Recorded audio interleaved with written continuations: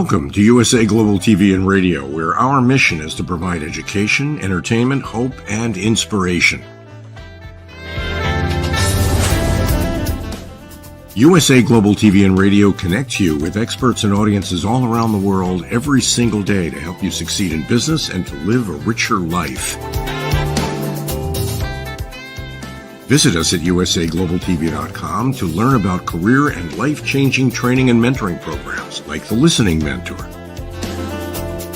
Subscribe to our newsletter to stay informed about our special programs and offers. Discover how you can become a guest on one of our shows or a host or producer of a USA Global TV and Radio show of your very own. That's USA Global TV and Radio, where the doctor is always in.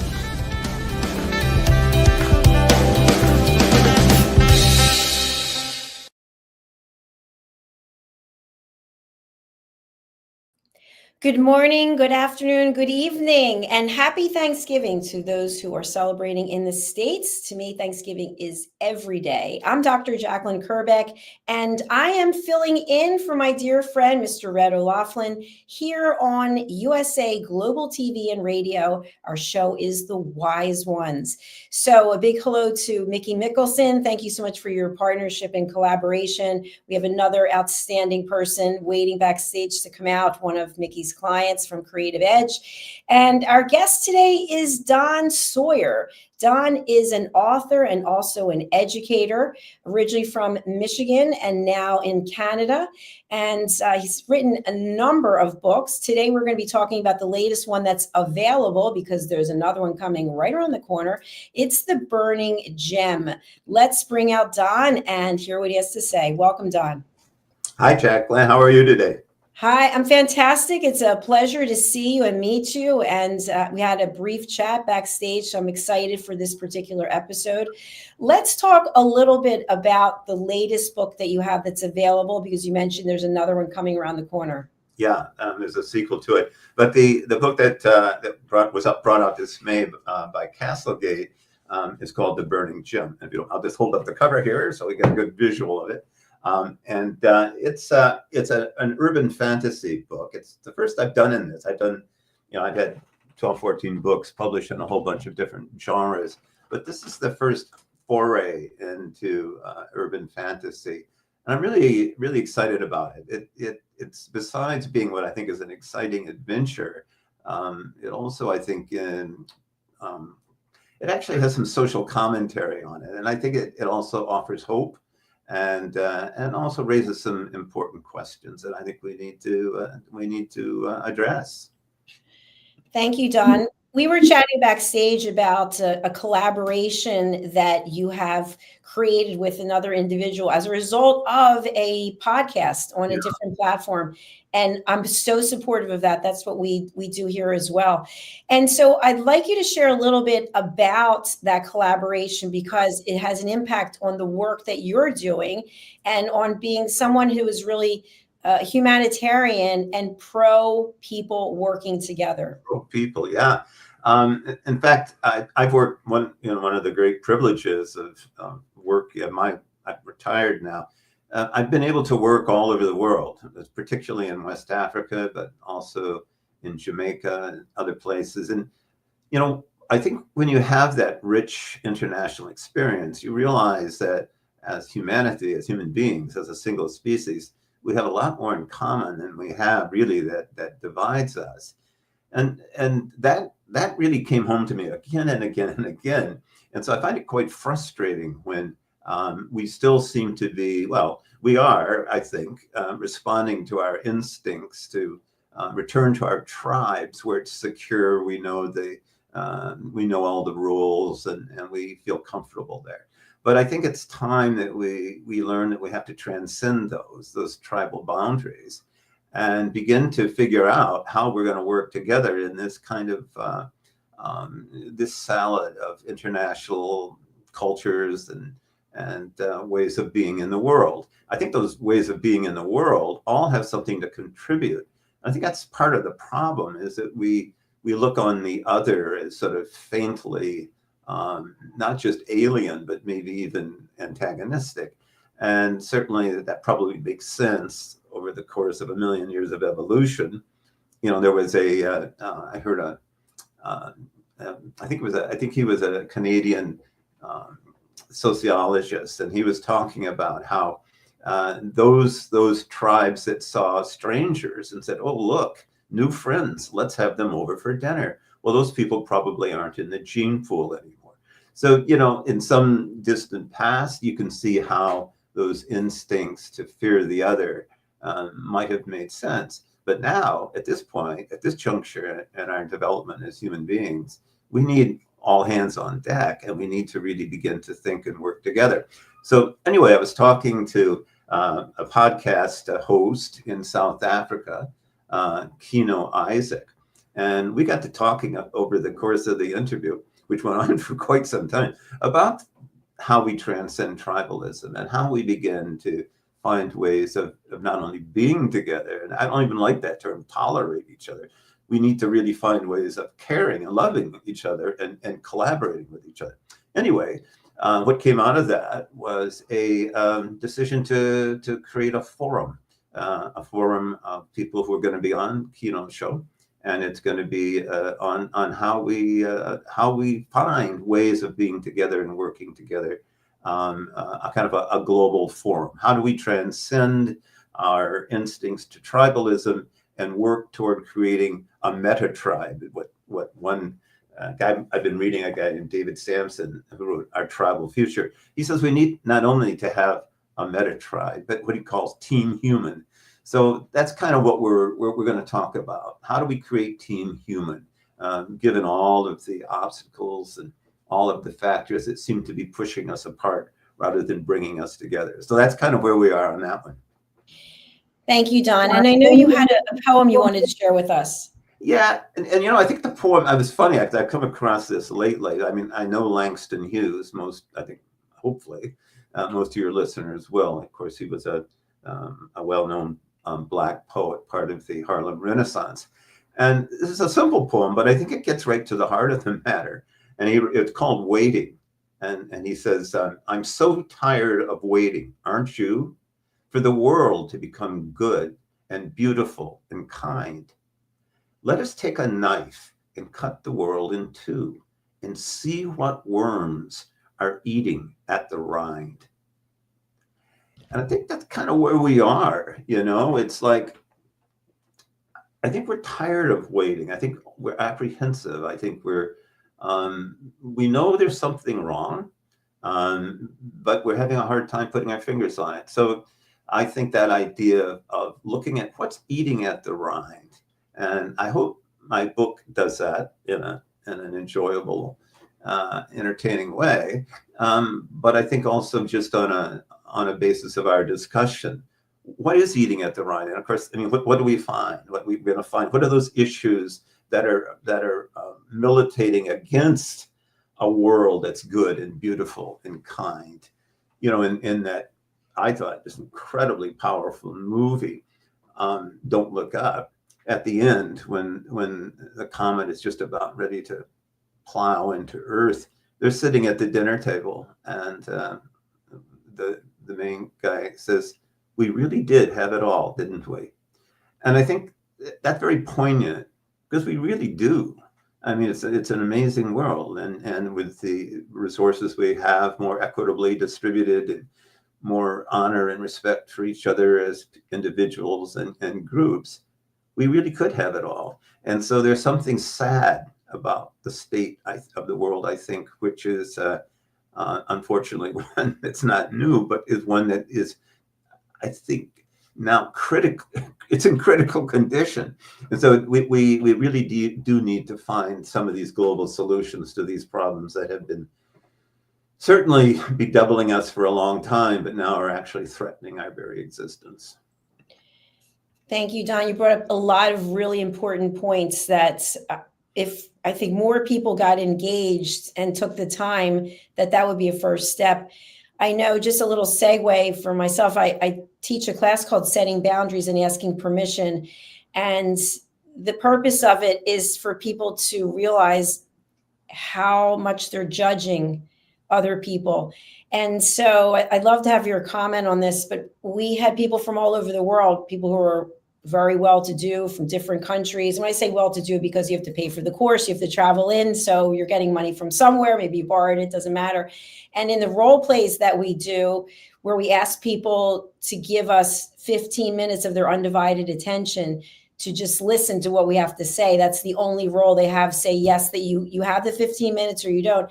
In each role play, the participant became much more interested in the issue instead of being a listener. They were judging whatever the issue was. And the issue was just put in as a demonstration for a role play. And it got to the point where one of the participants got so heated up about the issue that she walked out of the room. Wow. And it was part of a role play, and she couldn't even see her own behavior. And so there's no judgment, but I think based on what you're doing, what we're talking about, if we start with ourselves and realize that we ourselves are judging other people and constantly giving solutions to people's problems when nobody asked us, people just want someone to listen to them. So where do you think that listening at an elevated level, active listening, where does that play a role in what you're doing? Yeah, I mean, I know you're a listening expert, and I think a lot of my ideas have come. I was a communications, graduate at Michigan State, so I learned an awful lot about interpersonal communication and the importance of listening, active listening. And I know you've probably seen all of this data, but if you actively listen, you actually burn more calories than if you're not. Of course, active listening means honestly engaging with what the person is saying rather than preparing what you're about to say. When I was working in Africa and we were training community development workers, which was a wonderful experience, I was working with tremendous African colleagues, and that collaborative effort, I think for me was sort of an indicator of what could be done when people come together and combine their skills and knowledge. But one of the exercises in active listening was that you had to, if we had a conversation, and again, you introduced an issue, didn't really matter what the issue was, but you had, before you spoke, you had to paraphrase what the other person had said, and then it was your turn. Well, that usually lasted about 2 rounds before people were immediately jumping in with their own opinion, because they weren't listening. They were preparing a rebuttal or a response. And I think that goes on all the time. And if we're I think that we're highly attuned to differences. Certainly the research in evolutionary psychology suggests that we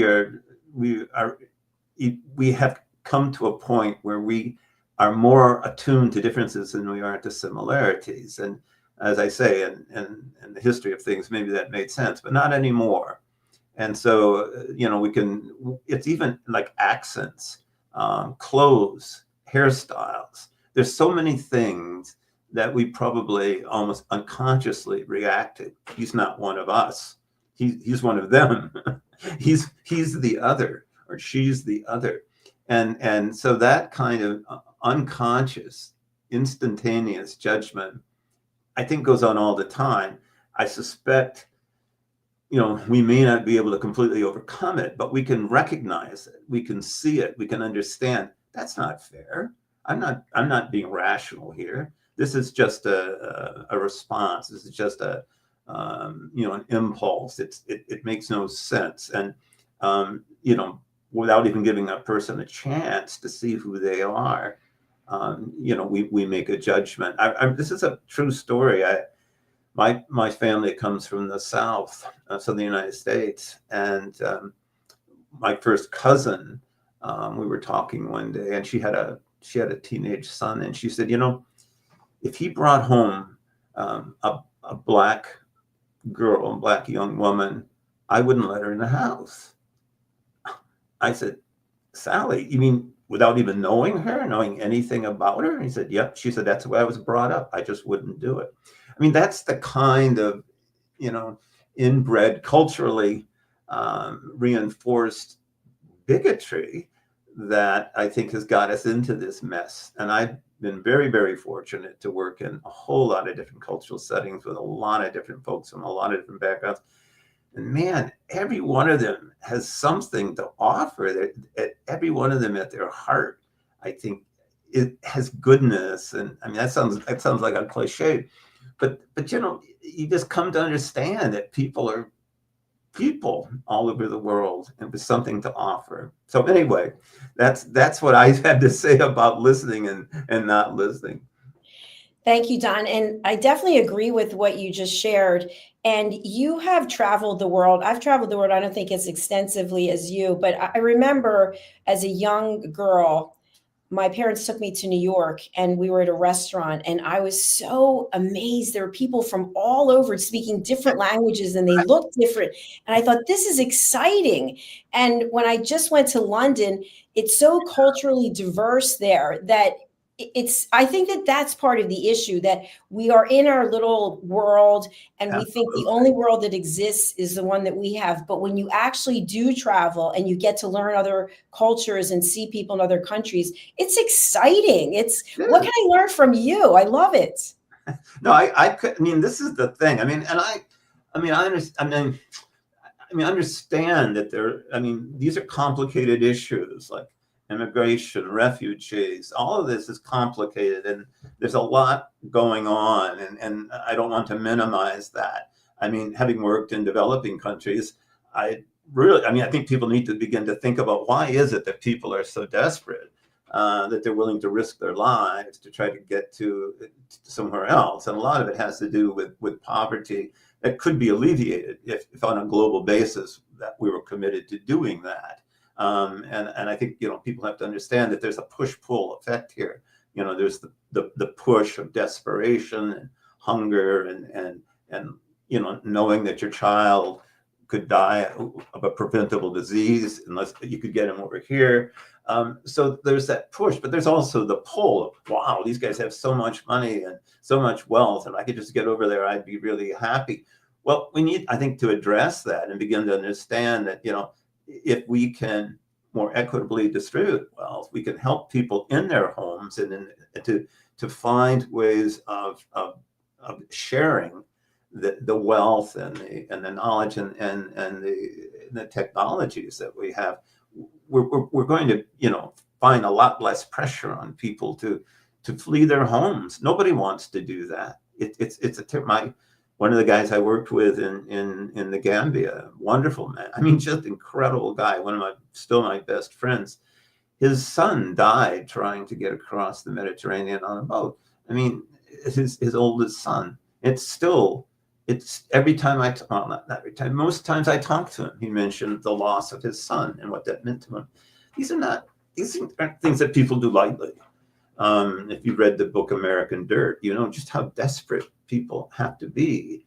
And it oftentimes has to do with oppressive governments. And unfortunately, we look at ourselves, we've been behind some of those oppressive governments. So what do we do? How do we work on this as a whole, as an international community, 200 countries? We need to find how we work together, not combat each other. And unfortunately, it seems right now when we look around the world, it's just that these tribes that we've developed over a million years or so are still battling it out, not with spears anymore, but with highly sophisticated weapons and possibly even nuclear weapons. We can't afford that. We just can't afford it. Thank you, Don. And I think also we hurt each other with our words. Oh boy. We can start right there with ourselves. I want to segue back to your book and have you share a little bit about the characters in this book. Let's bring up your website. And okay, here we go. So, wow. Look at this. So if you can tell us about the main characters in The Burning Gem, I think that would be really helpful. Yeah, well, The Burning Gem, the whole idea is I've worked a lot in indigenous communities, indigenous or Native Indian communities, Amerindian communities, actually in Canada. But and as you probably know, a lot of the photographers of the 19th century who were trying to capture images of American tribal life before it was destroyed tragically. Guys like Curtis, they would, and they did, fortunately, did preserve many of these wonderful images for us. But many of the people, the tribal people, didn't want their pictures taken because they thought it was stealing part of their soul. And so this is actually called, this is a soul catcher series that I'm writing about. And when you think about it, that kind of makes sense. I mean, you take a picture, but it freezes you in this piece of paper. You'll never be like that again. So how does it do that? So I thought, well, what if you really, that's true. That was true in African groups as well. What if you had a machine that really did extract a piece of your soul and crystallize it into a gem that enhanced your natural tendencies? And so this is the gem. These are the gems. And then we start off with a gem maker who happens to be 110 years old.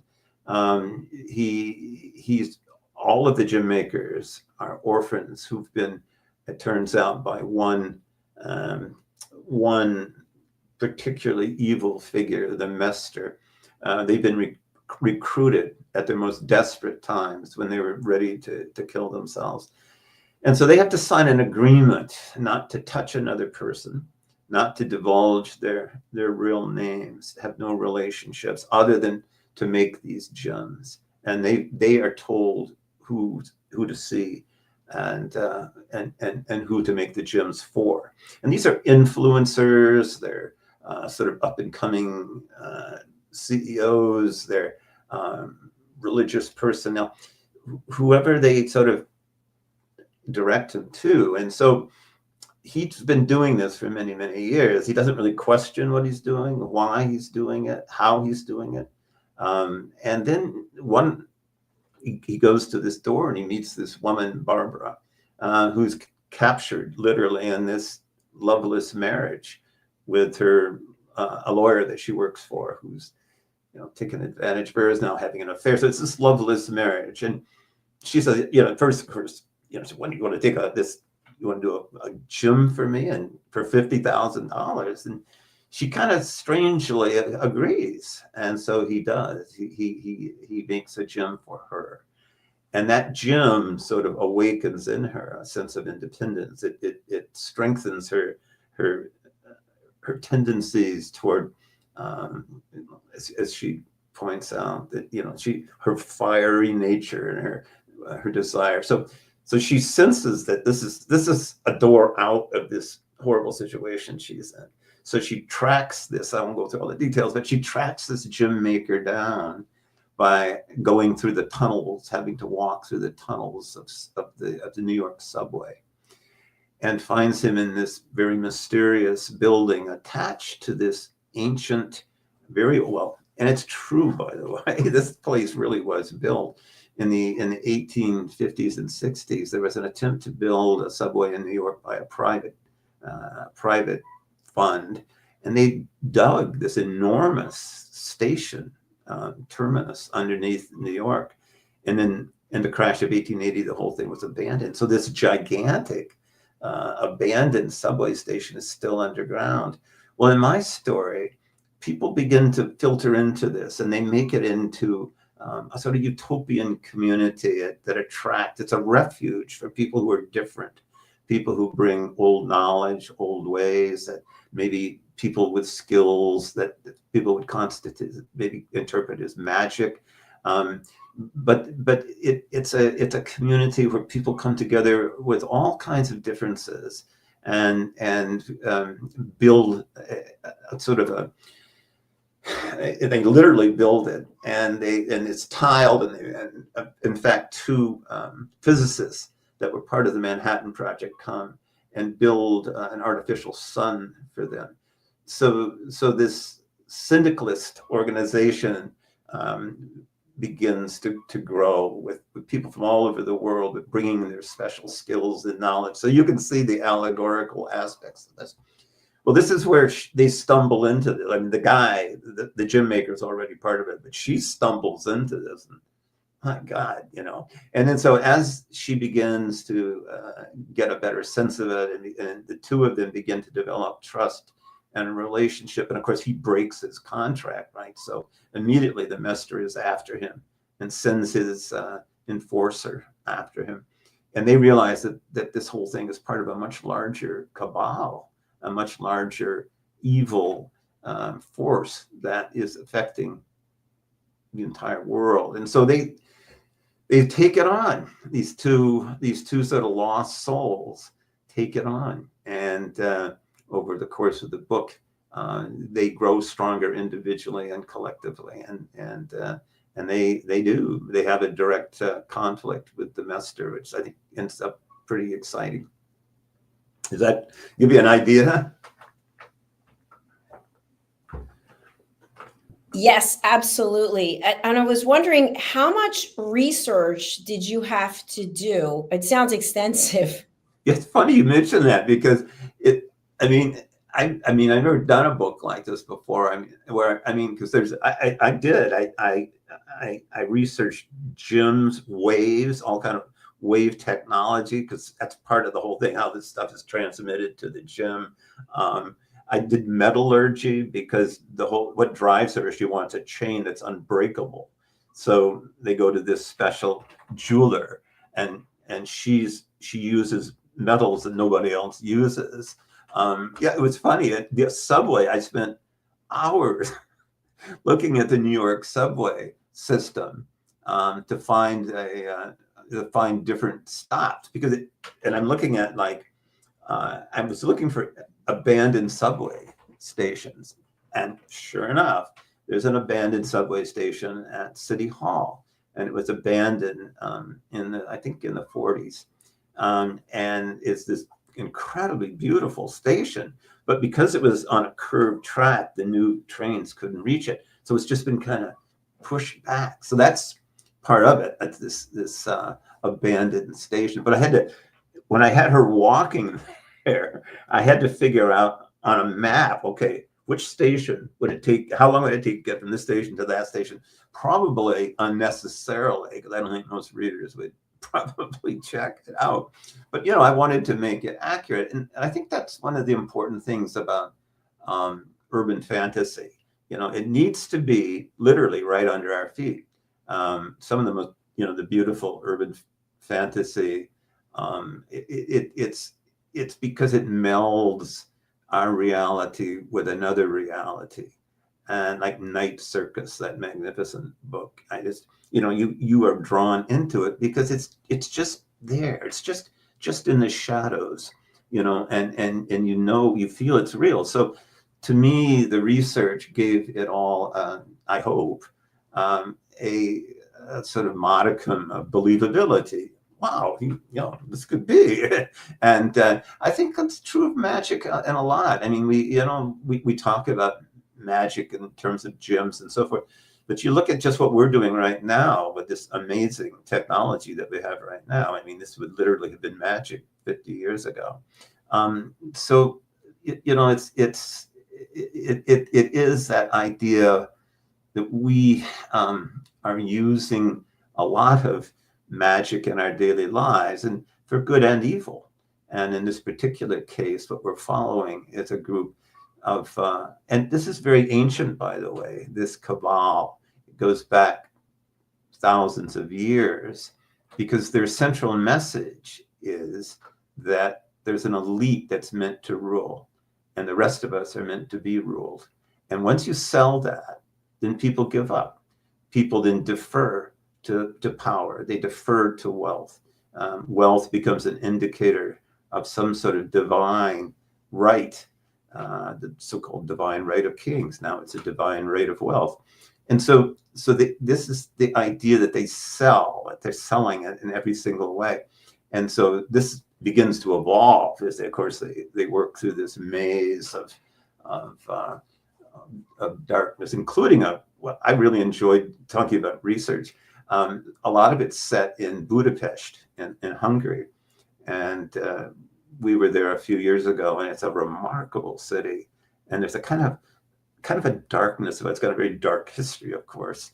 Having been overrun by every horde there was, including the Nazis, and then the Soviets. It's a sad city, but a remarkable city, beautiful.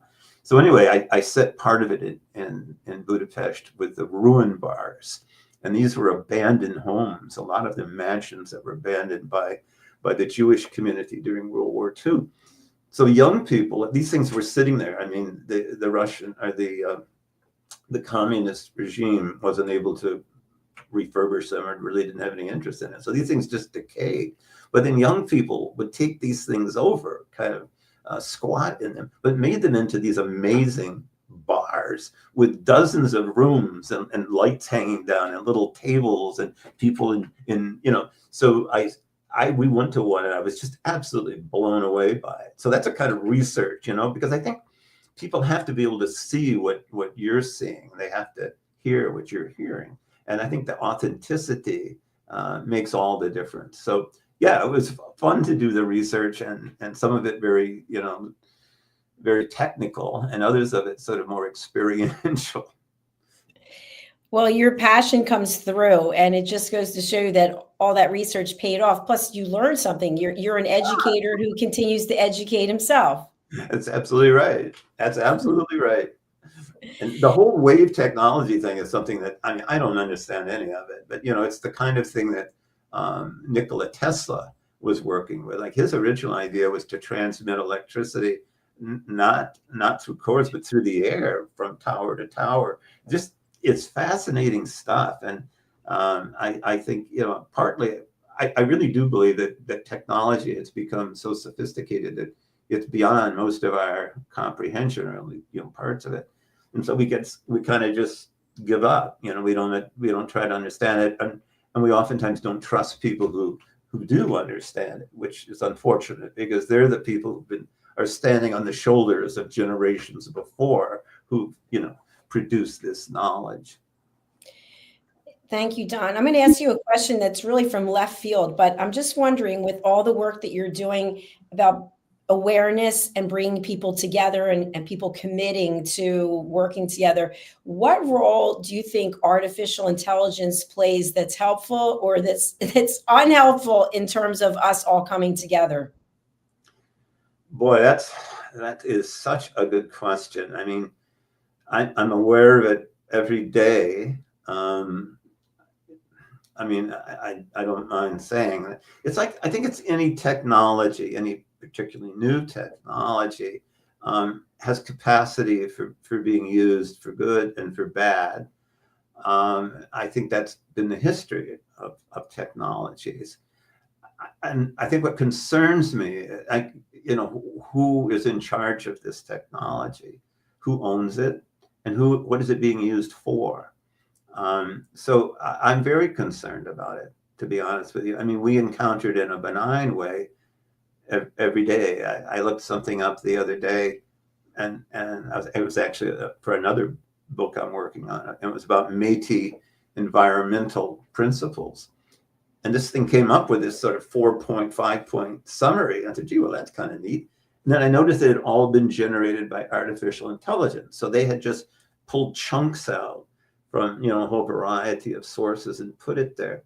And I thought, well, and they did have links so you could go and verify it.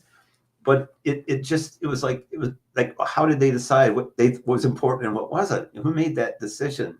How was it made? And what? So anyway, it's just a long way of saying that I have no idea. But you think about, like, technologies like, and when we went through the Industrial Revolution, the steam engine. Well, who owned the steam engine? More and more, it belonged to the wealthy class, the industrialists, and so it was used to maximize profit. And I can remember, back in the 50s and the 60s, they were saying, well, technology, boy, workers are going to have so much excess time, they're not going to know what to do with it because, all, assembly lines, all of that stuff. But it's not true. We're working longer, and what we're doing is even maximizing profits more for the wealthy. So the technology is neutral, sort of, but the application of it isn't. So I don't know how, again, as a human community, we get a handle on AI and how we use it to benefit us as a whole rather than a few. I think it's a huge issue. I think it kind of goes along with climate change, global poverty, and artificial intelligence. And I mean, if we don't get a handle on it, I think we know how it will be used, and it won't be for the benefit of all. So it's a huge issue. And I mean, like I say, I every time I realize I'm encountering it all the time, and I don't. It just in the last little while, it's been really apparent to me. So I have real concerns about it, and I know that a lot of my friends who are teaching at university levels they're just at wit's end because students are handing in papers that are completely written by AI and they're undetectable. But that's just, in some ways, that's a minor issue. It isn't, and it is. But it's playing out on so many levels, most of which we're not aware of. So it's a good question. I don't know what to say. I'm right there with you. I just think, especially when it comes to brand ambassadors for businesses. Just a quick example, I recently moved a few days ago and there's been some maintenance issues, and I called the number and I was thinking I'd get a human being, but instead I was greeted by a voice that had a name. Hello, my name is. And when I told the voice what my issue was, that the heaters aren't working, the voice told me that's not an emergency. And I said, well, it is an emergency. And then the voice said, if you feel like your life is in danger, then you can call 911, but that is not an emergency. And it started listing what emergencies were. And I said, in my opinion, with the temperature going down, this is an emergency and I'd like to speak to someone, and it wouldn't let me speak to anyone. So did you know it was an artificial voice at that point, or did you think you were talking to a person? I thought I was talking to a person. It was so convincing. And then the artificial intelligence thing said to me, you've called in 18 trouble tickets already, and they are, and it recited all of the tickets. Wow. And it said, and our team is working on it. I said, no, your team's not working on it. No one's out here. And then the person said, well, it's a holiday coming up. I was like, oh my gosh, this is crazy. But it's not a human being. So my point being, as we talk today about coming together, that if that's the first face of our business, is that you can't talk to a human and you're being told what's important and what's not important, that's bringing us further apart. Absolutely. Absolutely. No question about it. And I mean, and that's, I think, a really good example. It's one of those things that on the surface seems like, well, it's not the end of the world, but you magnify that and multiply it out. We're not talking to each other anymore. We're talking to machines. And those machines, just as you saw, were not programmed to be helpful. We're not programmed to be empathetic. We're not programmed to listen to you. In fact, at one point you said, and I said to the person, and then of course, because it was like a person, but it wasn't. Exactly. I find that very, very disturbing. And of course, that magnified, and you see three kids walking down the streets and they're all looking at their cell phones. I mean, that's another technology issue. But that separation of individuals, instead of finding ways of bringing them, together, there are obviously ways of using artificial intelligence to do it, but the sad part, I think, is it's probably not a major profitable, application. And yes. So how do we find ways of making it, I guess, work for everybody until we recognize that need to come together and work together and share technology and share it for the good of all? I think we're in trouble. And I guess that's kind of the theme of today's discussion. We are in trouble for sure. And I think also with artificial intelligence is it's at least in the experience that I just had, there was no compassion, there was no empathy. Well, we already have that in the world. Isn't that the truth? We don't need robots that are doing the same thing. And I think also by employing artificial intelligence, obviously you're taking away jobs, right? So that's cost savings to the business. But yet people are out of work, and then your clients are disgruntled. I know here in the States, I'm not going to mention any names, but there's a cable company that you could end up screaming into the phone about the cable. So I'm very proud of myself. I no longer scream. I just set aside an hour knowing that it's going to take. I swear at them. Yeah, but and that goes also about how we communicate with one another. We get frustrated and we start putting, I say it's fuel in the fire. We start screaming, and then it escalates and escalates instead of just listening. But when we're talking to a robot, sometimes it could be the same feeling as talking to our spouse or significant other. It's like, I wish you could hear me. I wish you would just listen to what I have to say. And I think that's really at the core of everything we're discussing.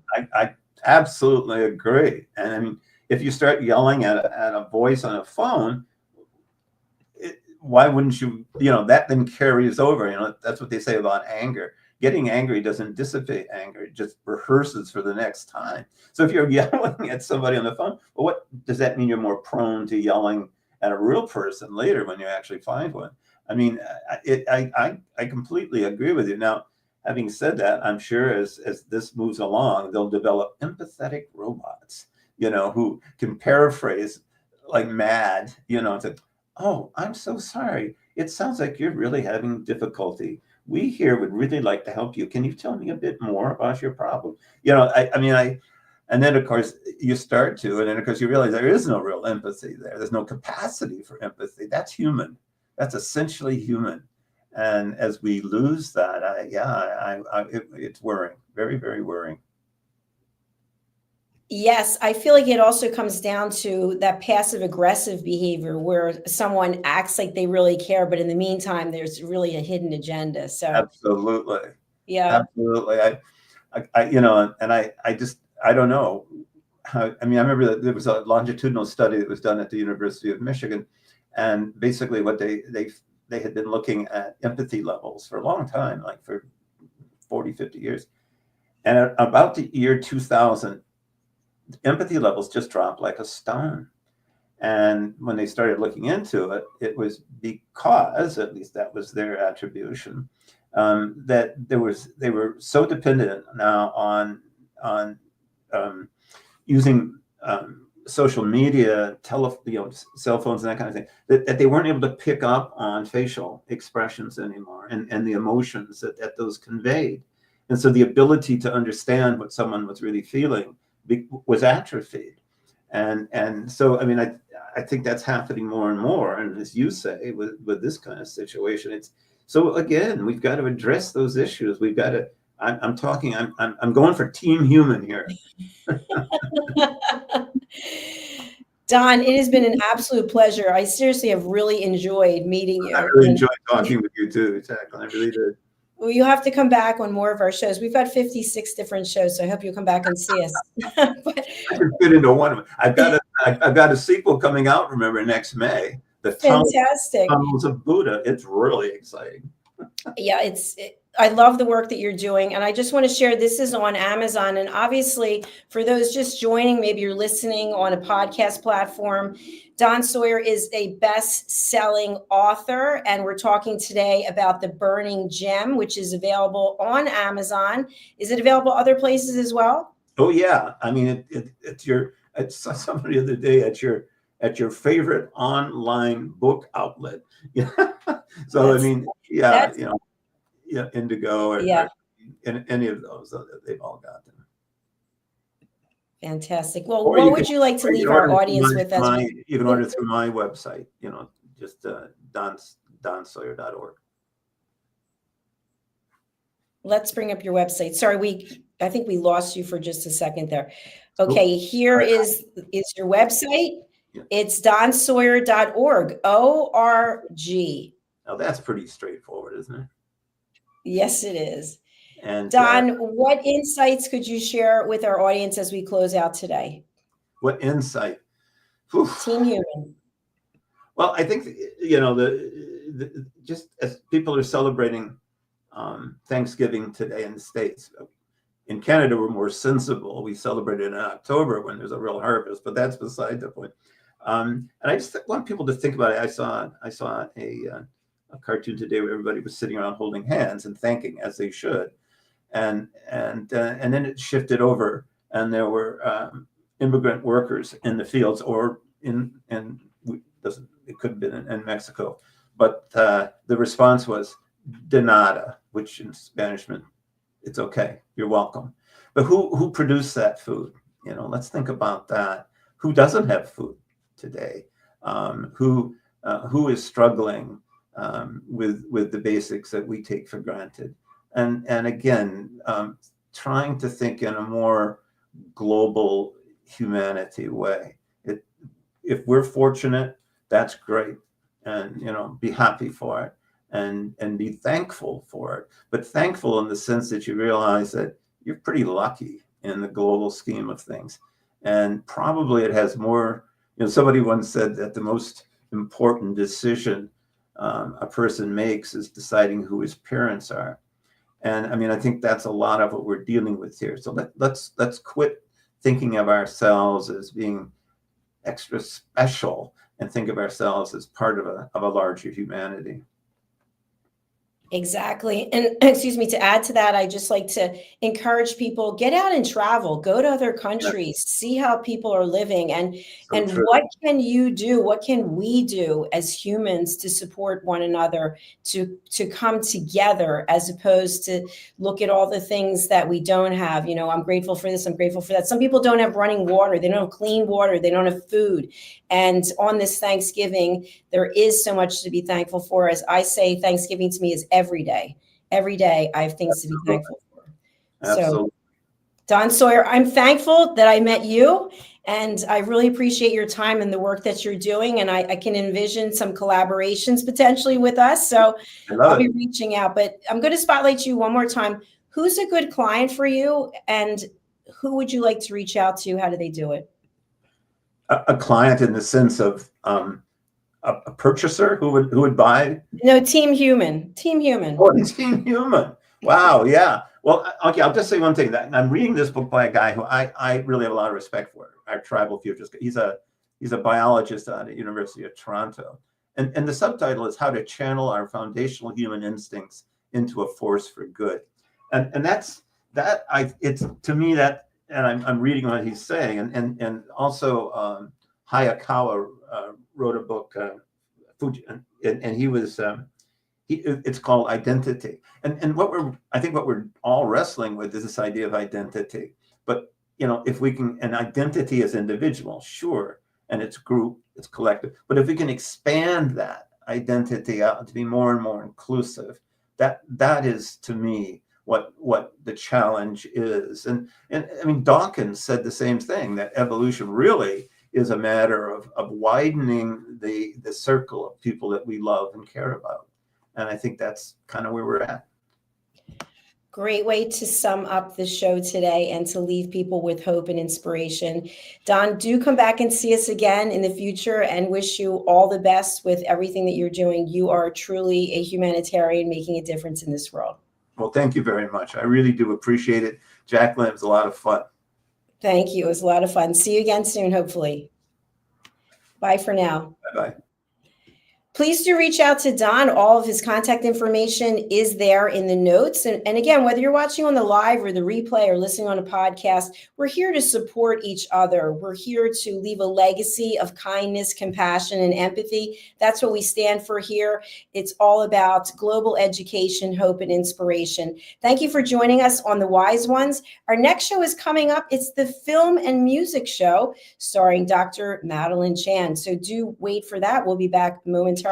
Let's hear a message from our sponsor. Bye for now. USA Global TV and Radio proudly presents our partner and sponsor, Mr. Philip Sykes and the British School of Excellence. Building confidence, changing lives. And now, proudly presenting The Polished Professional. On a transformative journey with the British School of Excellence's comprehensive suite of masterclasses, crafted to elevate your professional and personal life. 8 outstanding modules will elevate you to the next level. Module 1, Exploring Life's Purpose, delves into the depths of self-discovery, guiding you to chart your unique path to fulfillment and success. Module 2, Mastering Professional Presence and Confidence. This masterclass is a deep dive into the art of self-assurance and commanding presence, which is essential for standing out in today's competitive landscape. Module 3, Learn the Secrets of Visual Impact, how to curate a personal style that amplifies your professional brand. Module 4, Mastering Professional Etiquette and Communication Excellence, navigating the nuances of corporate interaction with grace and tact. Module 5, Elegance in Eloquence. We impart powerful techniques to captivate and persuade any audience with your oratory skills. Module 6, Unlock the Potential of Your Emotional Intelligence, EQ, and harness the ability to connect, empathize, and lead with emotional savvy. Module 7, Mastering DISC, building a gateway to understanding behavioral styles, fostering better personal and professional relationships. Module 8, Mastery in Dining Etiquette, building your confidence to perfect the subtleties of dining with finesse, enhancing your social savviness at any table. Step into the Polished Professional program where poise, elegance, and excellence aren't just taught, they're instilled for life. Join us to redefine your potential and polish your professional edge. To learn more, go to thebritishschoolofexcellence.com. The British School of Excellence are investors in people. Let us invest in you. 5 little known secrets for dementia caregivers with Tracy Cram-Perkins. Hi there, I am Tracy Cram-Perkins, the host of the Dementia Home Care Show here on USA Global TV and Radio. I am also the author of the book of the same name. And you'll see this QR code. This is for an extended version of the same talk. So if you want to see the full hour-long version, feel free to scan the code and go to that website. Stick with me. We'll talk about 5 little known secrets to make it a little easier to do dementia caregiving. What you're seeing on the left-hand side is a healthy aged brain, age 55 and above. The one you're seeing on the right is an Alzheimer's disease brain. It is in moderate disease. It is shrinking. It has holes in it. The memories that were in those holes no longer exist. When you're learning something, let's say in kindergarten, you learn how to tie your shoelace. Well, then by the time you're in 2nd grade, your brain remembers that information from tying the shoelace and applies it so you can learn more quickly how to tie more complex knots. So the brain is hardwired to do this for us. So it helps us learn faster so it doesn't take us long to acquire knowledge. The brain is looking for the information and they pick the closest to wherever that hole is. Let's look at some tips that we can use to help do that.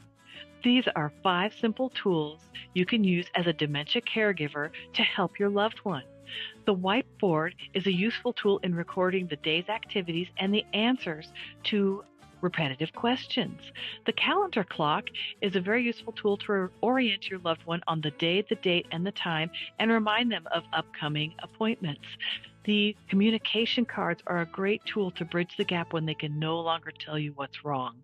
And then there's the pill minder, for when your loved one is still able to take pills but needs prompting.